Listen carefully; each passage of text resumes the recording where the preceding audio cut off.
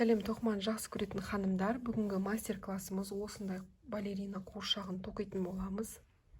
Қыздар, менің YouTube каналыма тіркеліп, лайк басып, комментарий жазуды ұмытпаңыздар. Үшін бізге крючок қажет болады.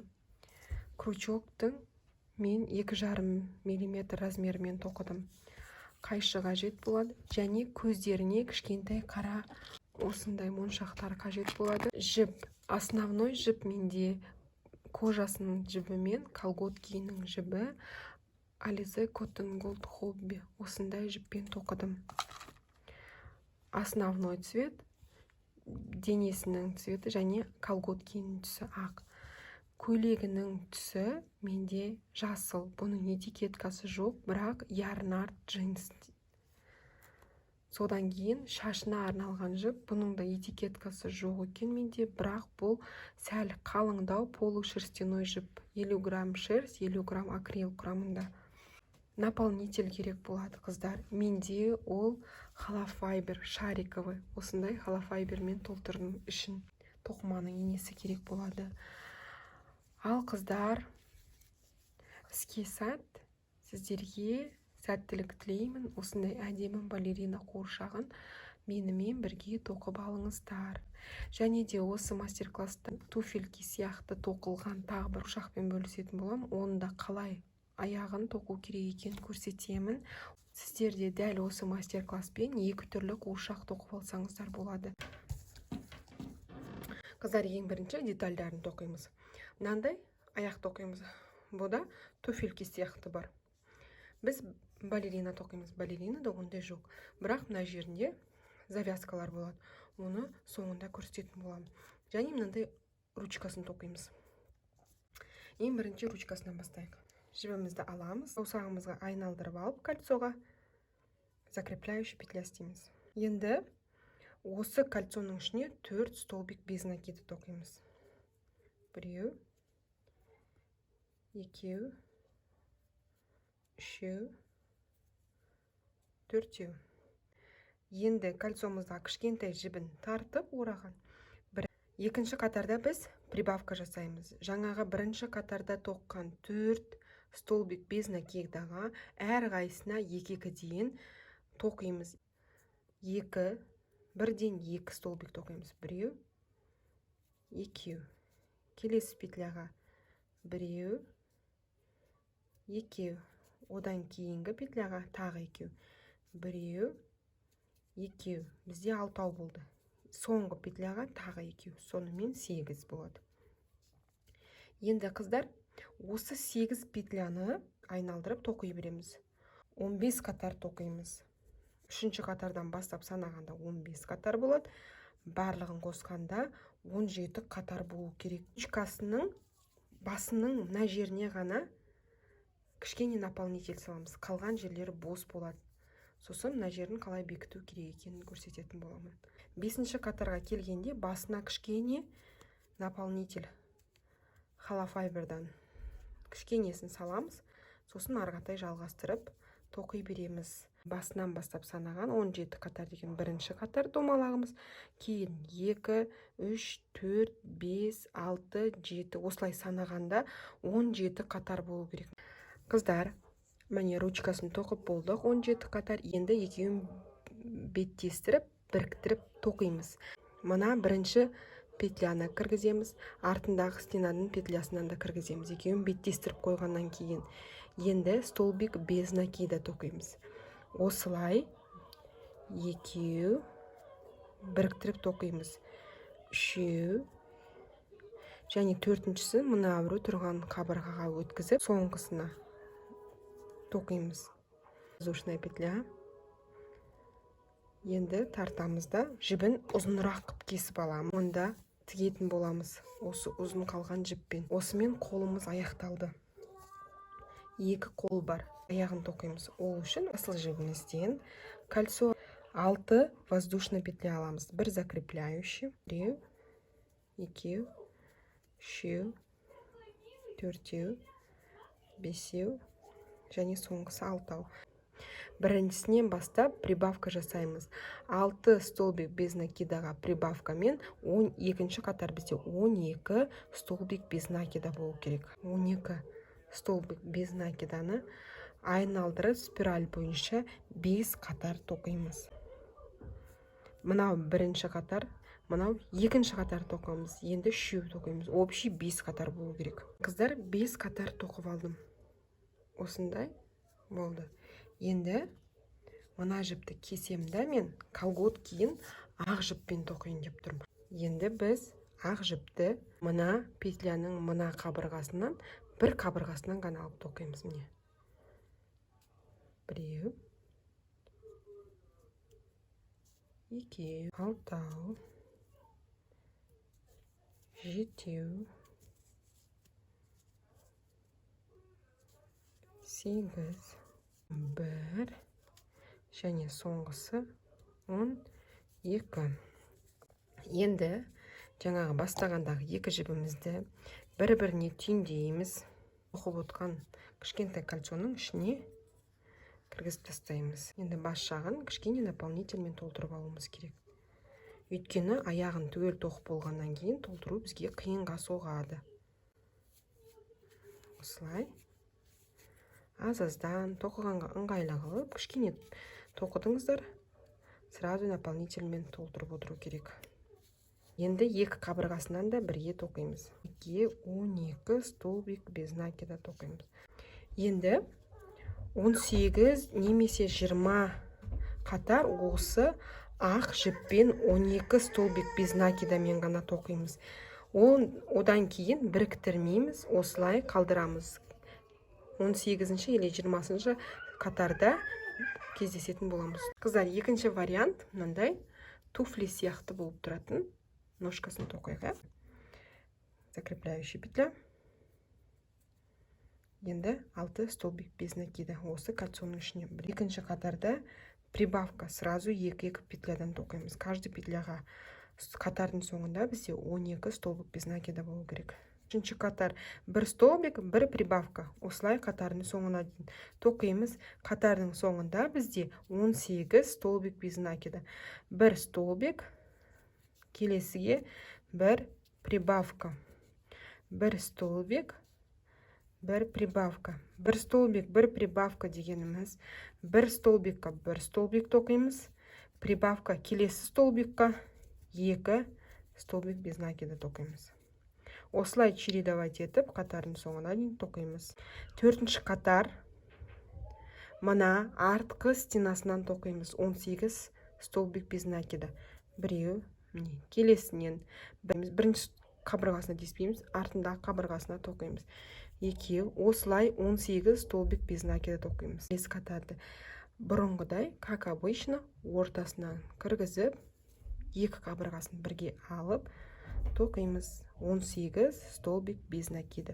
Өзгеріссіз бір қатар тоқып шығамыз. 6-шы қатар 5 столбик без накида тоқыдық. Енді убавка жасаймыз. Қатарынан 4 рет убавка. Убавканы бірінші столбик без накидан бір қабырғасына, келесі столбиктің бір қабырғасына өткізіп, бір столбик без накида тоқуға болады. Осылай убавка жасауға болады. Және обычный способпен екі қабырғасынан да өткізіп, осылай убавка жасауға болады. Кімге қалай ыңғайлы, солай убавка жасаймыз. Қатарынан 4 убавка. 1 убавка кетті. Екінші убавка.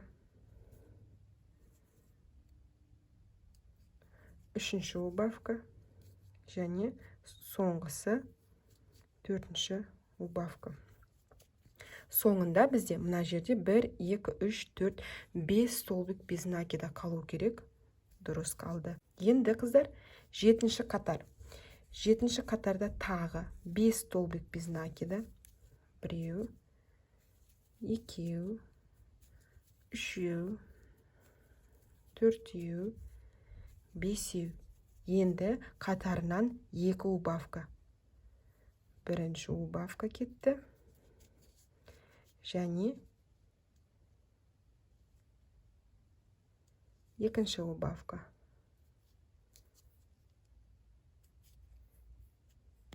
Енді қатардың соңында тағы 5 столбик без накида қалу керек. 1, 2, 3, 4, 5. Осымен біздің туфлиміздің оформлениясы бітті. Енді біз жіпті колготкинің түсіне ауыстырамыз. Келесі петляның артқы қабырғасынан жіпті жалғап аламын. Бір столбикті былай шығарып аласыздар.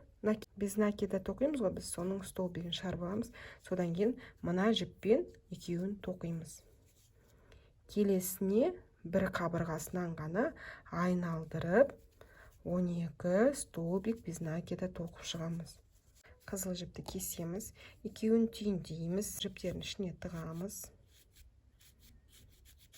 Және наполнительмен туфелькенің басын толтырамыз.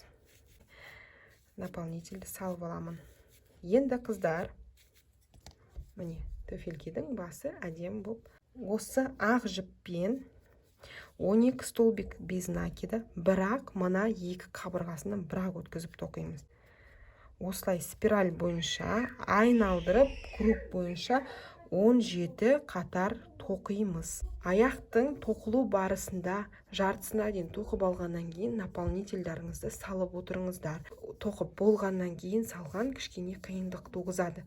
Сол үшін жартысын тоқып алғаннан кейін наполнительмен салып тығыздап отырсаңыздар өздеріңізге ыңғайлы.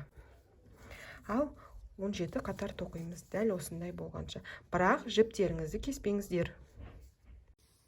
Қыздар, алдыңғы видеода біз екі аяғын тоқыдық. Және екі қолын тоқыдық.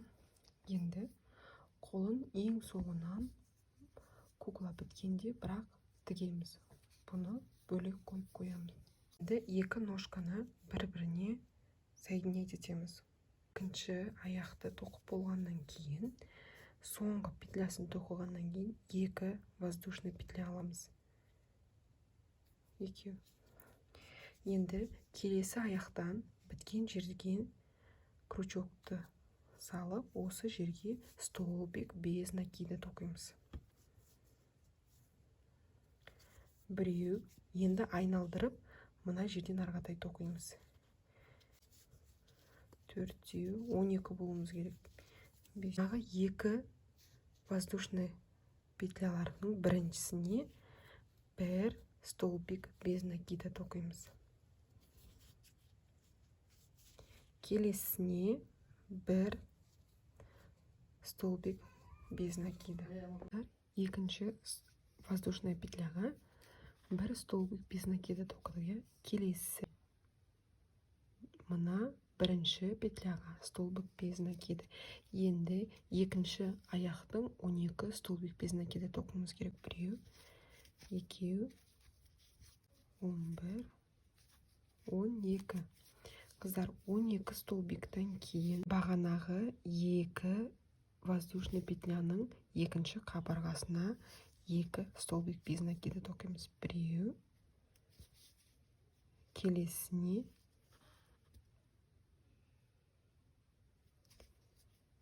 екеу. Осымен бірінші қатар соединениyaныкі бітті. Екі ножканы соединять еткеннің бірінші қатары бітті. Енді бізге бір контрастный түсті жіп керек болады. Басқа түсті жіп керек болады. Ол біздің қатардың қай жерден басталып, қай жерден аяқталғанын білдіріп отырады. Енді қыздар, соединять еткеннен кейін бізде цепочкада мына айналдырғанда 28 петля болу керек. 28 столбик без накида болу керек. Мына жаңағы бір ножканың артық жібін аяғының ішіне салып қоямыз. Осы қатарда бірінші 3 столбик без накида тоқимыз. 1, 2, 3. Кейін келесі петляға прибавка жасаймыз. Бір столбикқа 2 столбик без накида тоқимыз. Ендігі 6 столбик без накида, бір прибавка. 6 столбик без накида, бір прибавка. Осылай 3 рет қайталаймыз. Бір столбикқа 2 столбик без накида тоқимыз. Енді үшінші рет 6 столбик без накида және бір прибавка. 4, 5, 6. Енді бір прибавка. 1, 2, бір петляға. Енді қатардың соңында бізде 3 столбик без накида қалу керек. 1, 2, 3. Енді соны тоқимыз. Бұл қатарда бізде 32 столбик без накида болу керек. Келесі қатарда біз 7 столбик без накида тоқимыз. Содан кейін бір прибавка. Осылай 4 рет қайталаймыз. 7 столбик бір прибавка, 7 столбик бір прибавка, 7 столбик бір прибавка деп. 6, 7 бір прибавка. 1, 2,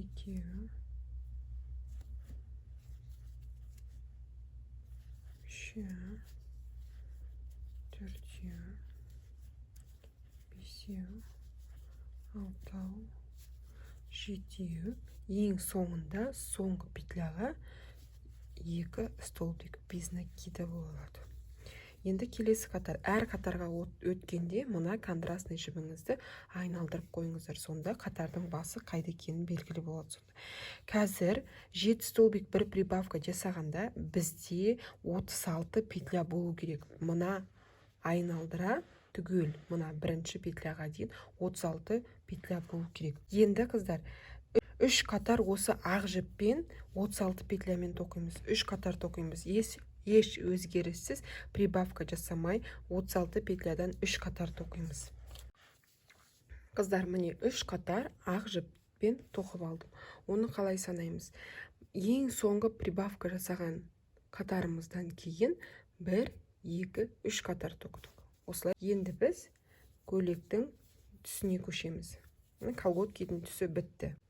Екеуін біріктіреміз, басқа жіпті жалғаймыз. Енді бір қатар 36 петлямен тоқып шығамыз. Міне қыздар, бір қатар жасыл жіппен тоқып алдым. Келесі қатарда біз артқы қабырғасынан тоқимыз. Мынау өрім түрі, соның артқы жағындағы қабырғасынан ғана өткізіп, столбик без накида тоқитын боламыз. Бір қатар ғана осылай артқы жағынан өткізіп тоқимыз, артқы қабырғасынан. Мұна өрім сияқтыны ортасына кіргізіп, артқы қабырғасынан ғана тоқимыз. Алдындағы мұна қабырғасы қалады. Біз көйлектің юбкасын тоқимыз осыған. Бір қатар осылай айналдырып, артқы қабырғасынан тоқып шығамыз. Қатардың соңына дейін тоқимыз. Бір өрімі сыртта қалу керек. Міне қыздар, бір қатар артқы стенасынан тоқып шықтым, артқы қабырғасынан. Ендігі қатар, келесі қатарда біз убавка жасаймыз. Ол үшін 2 столбик без накида тоқимыз. Және бір убавка. Убавканы бірінші петлядан өткізіп, жіпті шығарып аламыз, жұмыс жібін. Келесі петлядан өткізіп, жұмыс жібін шығарып аламыз. Осы крючоктағы 3 жіпті бірге тоқимыз. Енді 4 столбик без накида.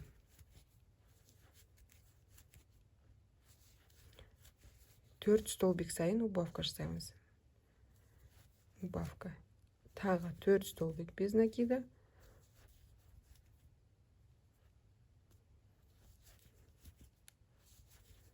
Кейін убавка.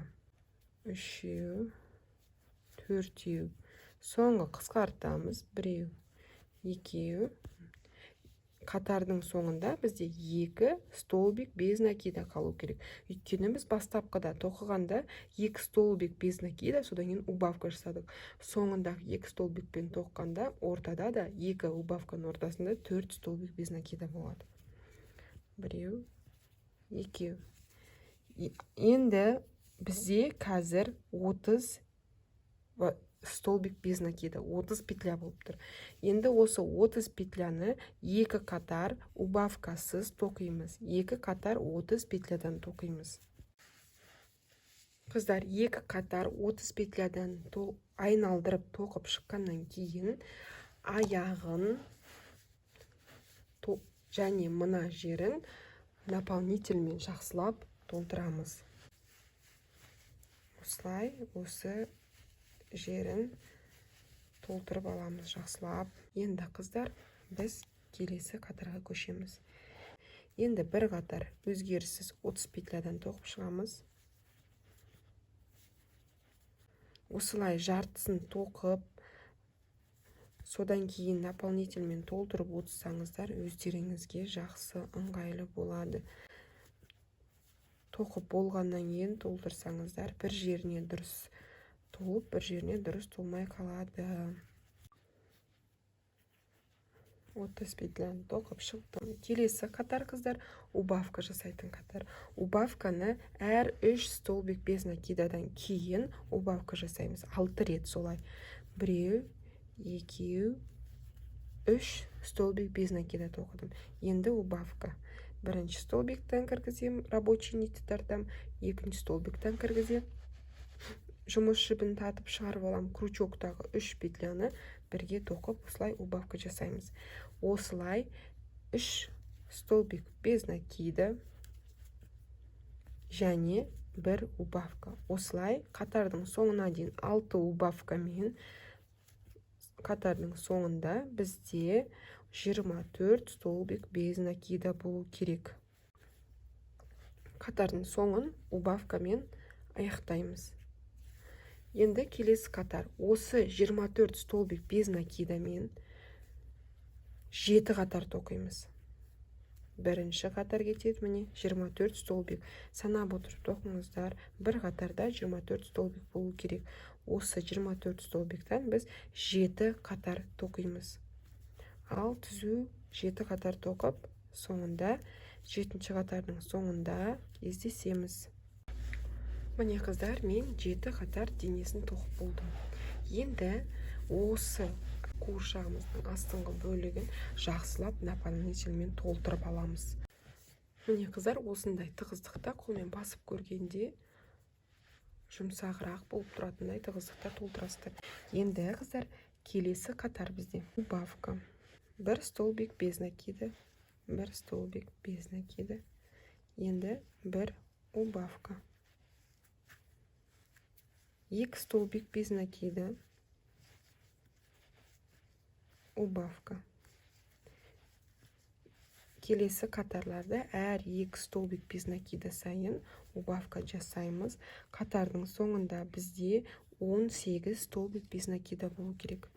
1, 2 убавка. 1, 2 убавка. 1, 2 убавка. Және 1 столбик без накида қалу керек. 1 столбик. Өйткені біз басында 1 столбик қана тоқыдық. 1 столбик убавка.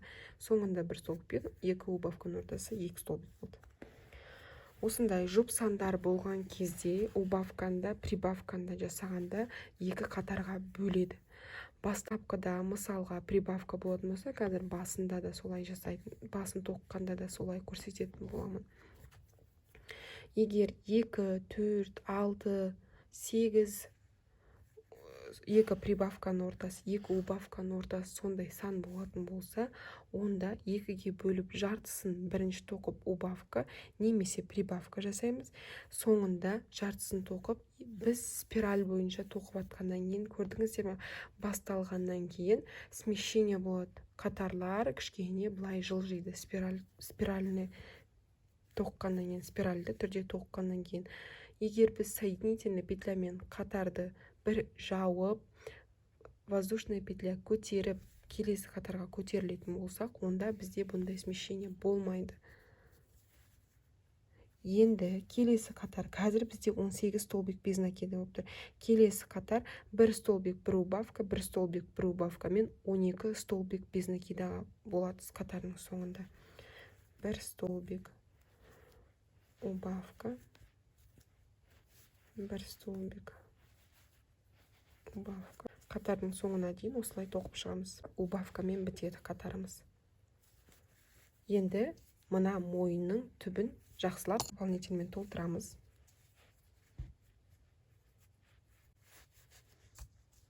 Енді мына көйлегін тоққан жіп бізге керек емес. Енді бір қатар столбик без накидамен 12 столбик тоқып шығамыз. Телесный цвет жіппен 2, 3. Енді қыздар, келесі қатар біз әр столбик без накидаға прибавка жасаймыз. Әр столбикқа 2-ден тоқып шығамыз. 24 болды. Енді жібімізді айналдырып, келесі қатарға көшеміз. Келесі қатар қыздар 3 столбик без накида, 1 прибавка.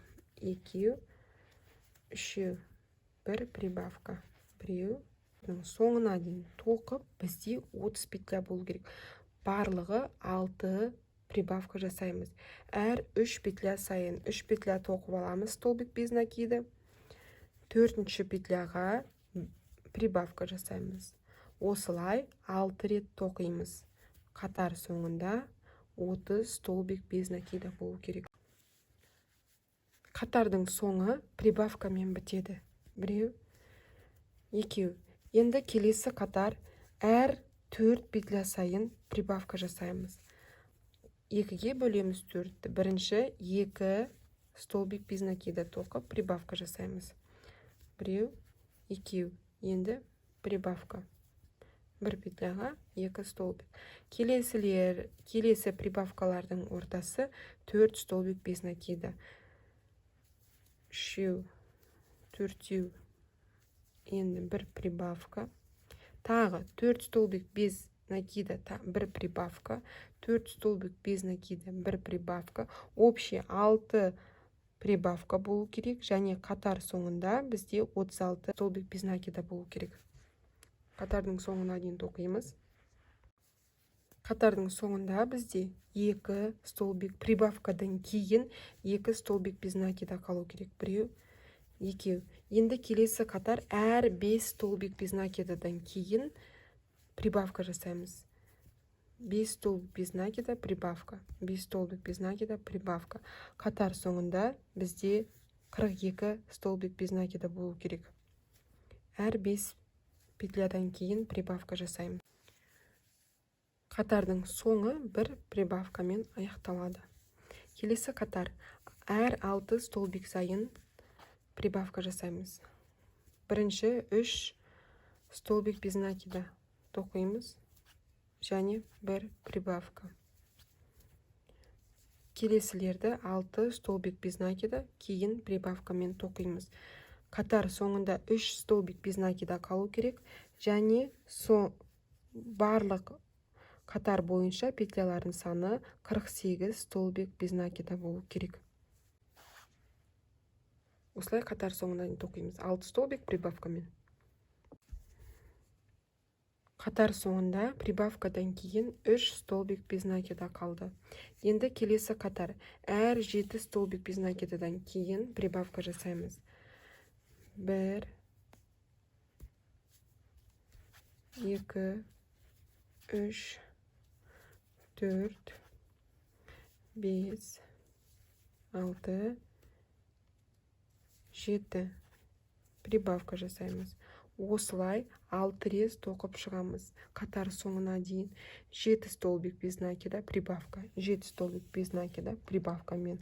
Қатар соңында бізде 54 столбик без накида болу керек. Бұл соңғы қатар ғой, прибавкамен. 7, енді прибавка. 1, 2. Бұл қатарда соңғы петляға прибавкамен тоқимыз. Прибавкамен аяқталады бұл қатар. Ендігі қатарлар 54 столбик без накидамен 11 қатар тоқимыз. Еш өзгеріссіз, ешқандай прибавка жасамай 11 қатар тоқимыз. 11 қатар тоқып болғаннан кейін кездесеміз. Қыздар, міне 11 қатар 54 столбик без накидамен тоқыдық. Енді ортасын жақсылап бекітеміз. Ол үшін бізге ухачистка керек. 3 или 4 штук. Желательно пластмассовый болғаны дұрыс. Енді осыны мойнын укреплять ету үшін пайдаланамыз. жартысын ухачисканың денесіне, жартысын басында қалатындай қылып орналастырамыз. Төртеуін орналастырамыз осылай. Содан кейін жақсылап наполнительмен толтырып шығамыз. Кейін уже басын убавкаға кірісеміз. Ухачиска қойғаннан кейін басы бітіп былқылдамайтын болады. Жақсылап наполнительмен толтырамыз. Формасын келтіре отырып, дөңгелек формасын келтіре отырып, толтырамыз осылай. Жартылай наполнительмен толтырып қойдық. Енді қыздар бізде бастың формасын домалақтап убавка жасаймыз. Ол үшін ең біріншісі біз бірінші қатарда 7 столбик убавка. 7 столбик убавка мен бір қатар тоқып шығамыз. Біреу, екеу, үшеу, төртеу, бесеу, алтау, жетеу. Енді бірінші петлядан рабочий жіпті шығарамыз. Келесі петлядан рабочий жіпті шығарамыз. Крючоктағы 3 жіпті бірден тоқимыз. Осылай әр 7 столбиктан кейін убавка жасап, қатардың соңына дейін 6 столбик убавка жасауымыз керек. Сонда бізде қатардың соңында 48 столбик без накида болу керек. Қыздар, міне 7 столбик убавкамен тоқыдық, қатардың соңында убавкамен аяқтадық, және біздің столбиктарымыз 48 столбик без накида болды. 6 столбик убавкамен қатардың соңына дейін тоқимыз, 42 столбик без накида болу керек. Келесі қатар қыздар бізде 5 столбик убавка жасап, қатардың соңына дейін тоқимыз. Қатардың соңында бізде 36 столбик без накида болу керек. Қатардың соңына дейін тоқимыз. 5 столбик, 1 убавка. Келесі қатар бізде қыздар 4 столбик убавка, 4 столбик убавка жасап тоқимыз. Қатардың соңына дейін. Қыздар, осылай отверстиясы кішірейген сайын, мына жердегі дөңгелек кішірейген сайын, ортасына наполнитель салуды ұмытпаңыздар. Наполнительмен толтырып отырыңыздар. Келесі қатарды 3 столбик убавка, 3 столбик убавкамен тоқимыз. Қатардың соңында бізде 24 столбик без накида болады. Одан кейін 2 столбик, 1 убавка, 2 столбик, 1 убавкамен 18 жасаймыз. Одан кейін 1 столбик, 1 убавка, 1 столбик, 1 убавкамен 12 петля жасап тоқтаймыз. Наполнительмен жақсылап толтырамыз. Келесі қатар бізде, қатар 3 столбик, 1 убавка. Біреу, екеу, үшеу, 1 убавка. Келесі қыздар, ендігі қатар 2 столбик, 1 убавка. Ортасын наполнительмен толтыруды ұмытпаңыздар. 2 столбик, 1 убавка. Қатардың соңына дейін тоқимыз. Бізде қатардың соңында 18 петля қалу керек. Келесі қатар қыздар 1 столбик, 1 убавка.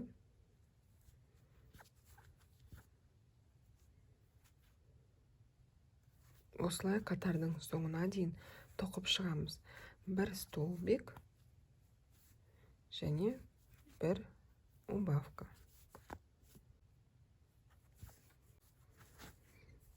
Қыздар, егер бастарыңыз толған болса, жақсы толған болса, формасын келтіріп толтырып алғаннан кейін, ендігі бізде соңғы қатар 1 столбик, 1 убавкадан кейін 2-ден бәрін тоқып шығамыз.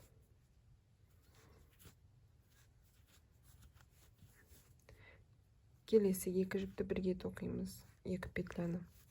Осылай 2 петлядан бірге тоқып қысқартамыз.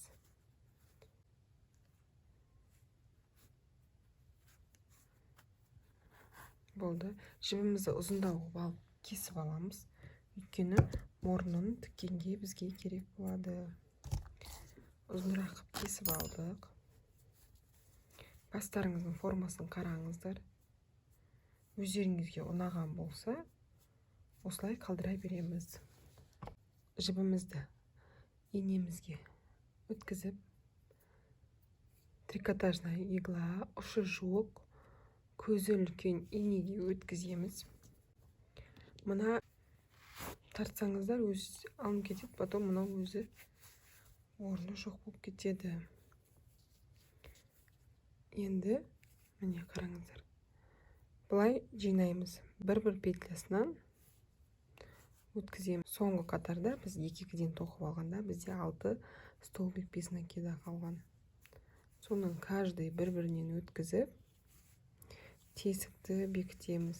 Бәріне өткізгеннен кейін осылай тартып бекітеміз.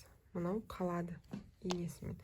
Қазір көздерін оформлять еткен кезде мұрнын ортасынан тігетін боламыз. Қыздар, осымен бірінші бөлім аяқталды. Қалған бөліктерін екінші бөлімде тоқитын боламыз.